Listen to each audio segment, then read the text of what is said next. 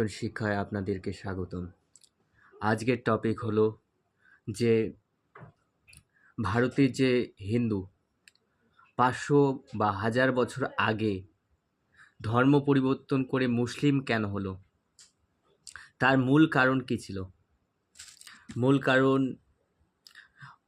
অনেকগুলা কারণের মধ্যে 4টা কারণ আমি আপনাদেরকে বলবো।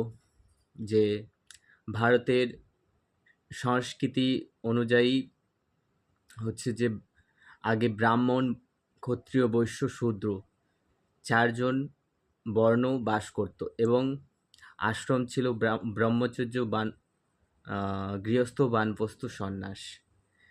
একে সনাতন ধর্ম বলা হতো।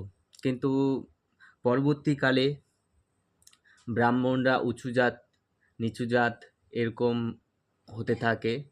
কিন্তু উঁচু জাত নিচু জাত বলে কোনো কিছু ছিল না আগে। পরবর্তীতে দ্বিজপুত্র,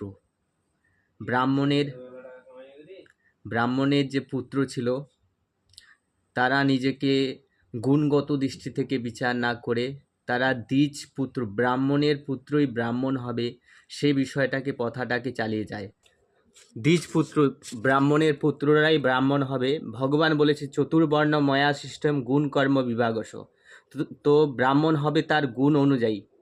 তো এই জন্য কী হয়েছে যে পরবর্তীকালে ব্রাহ্মণরা নিজের পুত্ররাই ব্রাহ্মণ সেজে অনেক অত্যাচার করেছিল।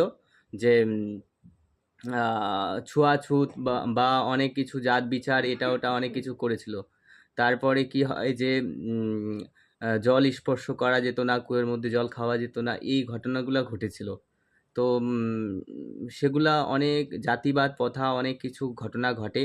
পরবর্তীতে কিছু কিছু ঘটনা ঘটে, পরবর্তীতে তারা মুসলমান ধর্মে মিলিত হয়ে যায়। এরকম ঘটনা অনেক কিছুই ঘটেছিল, যে মুসলমান ধর্মে পরিবর্তন বা কনভার্ট হয়ে যায়। কিন্তু 500 বছর আগে একটা ঘটনা ঘটেছিল যে তলবারের দ্বারা বা অনেক কিছু পাটের দ্বারা তারা শাসন করে। পরবর্তীতে কি হয় যে জোরপূর্বক মুসলিমরা তাদের হিন্দু ধর্মাবলম্বীদেরকে জোরপূর্বক মুসলিম ধর্মে কনভার্ট করতে চালু করে। এই ঘটনাগুলো ঘটতে থাকে। তো তার জন্য অনেকগুলো কারণের মধ্যে এগুলা কারণ আছে যে এই ঘটনাগুলো ঘটে আছে, ইতিহাসের পাতায় আমরা দেখতে পাই। তো এই জন্য দুটো মুখ্য কারণ, আরও অনেকগুলা কারণ আছে যে সনাতন ধর্ম অবক্ষয়ের মূল কারণ ছিল এইগুলো।